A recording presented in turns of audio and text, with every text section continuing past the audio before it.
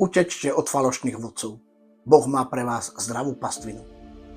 Ježiš nás varuje, nezaslepuje.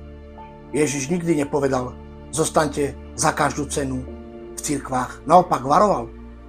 Varujte sa falošných prorokov, ktorí prichádzajú k vám vo včom ruchu, ale vnútri sú draví vlci. Matúš 7.15. Ježiš vie, falošní vodcovia existujú. A vie aj to, že môžu byť v cirkvi. Preto hovorí, jasne, po ich ovoci ich poznáte.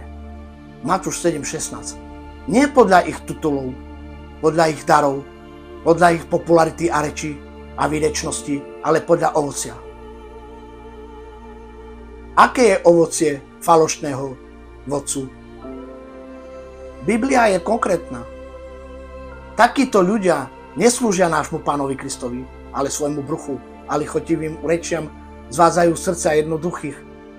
Rimanom 16.18. Falošný vodca často hľada kontrolu, nie služby.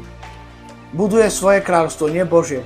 Omlčuje otázky a napomenutia. Manipuluje strachom alebo duchovnou autoritou.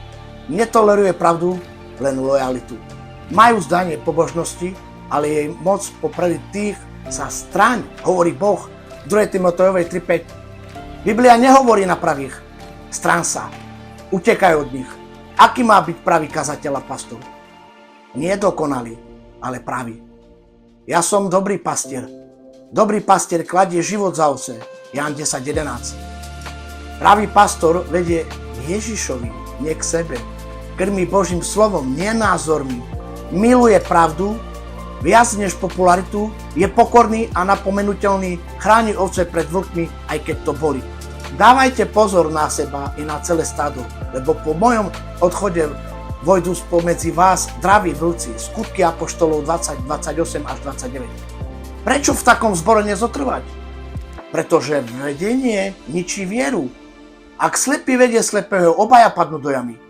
Matúš 15.14. Zotrvať tam, kde sa prekrúca písmo, toleruje sa hriech vo vedení, potláča sa Duch Svätý, manipuluje sa s ľuďmi. To znamená, že ohrozuješ svoju dušu, ohrozujeme svoje duše. A Ježiš hovorí, moje ovce počúvajú môj hlas a za cudzím nepôjdu, ale utečú od neho. Ján 10, 27, 28, potom 10 až 5. Utečú, nie zo strachu, ale z múdrosti. Pozbudzujem ťa.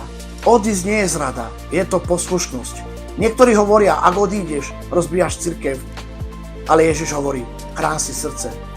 Vyjdi spomedzi nich, oddel sa, hovorí Pán v 2. Korinťanom 6.17. Odísť z falošného prostredia nie je pýcha, nie je vzbúra, je to poslušnosť pravde. Boh neopúšťa tých, ktorí ho poslúchajú. Sláva Pánovi. Ak si v zbore, kde cítiš duchovný tlak, pravda je umlčavaná a ovocie zlé, Boh má pre teba inú pastvinu. Pán je môj pastier, nič mi nechýba. Žalm 23.1. Neutekáš od Boha, utekáš k nemu. Haleluja. Takže týmto vás povzbudzujem.